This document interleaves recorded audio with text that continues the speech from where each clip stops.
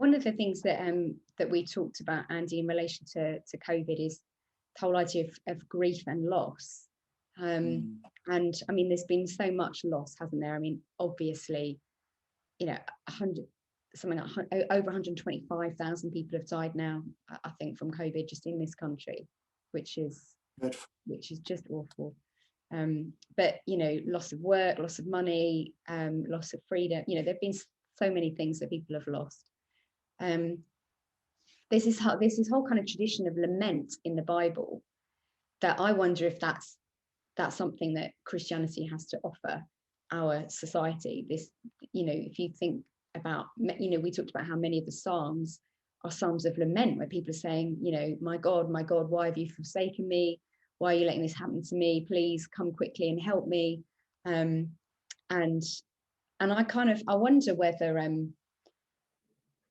one thing I often hear people who would not identify as Christians say is, oh, everything happens for a reason. Oh.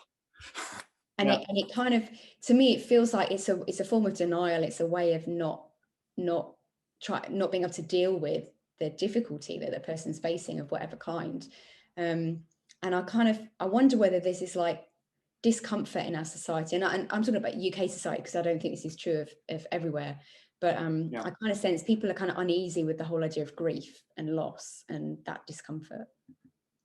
Well, death is hidden away, isn't it, in this country?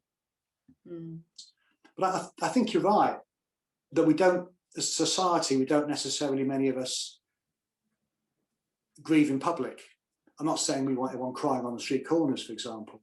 But something I've learned, again, from you, Emma, is about actually lamenting and about it's an important part of life. Because I'm thinking that life should be Andy style, which is basically happy and jolly most of the time. And then realising there's another side to that, that actually, yes, that's great to be happy and jolly, but there are times in life when actually you need to cry, you need to lament, you need to actually face up to reality and even get cross and angry.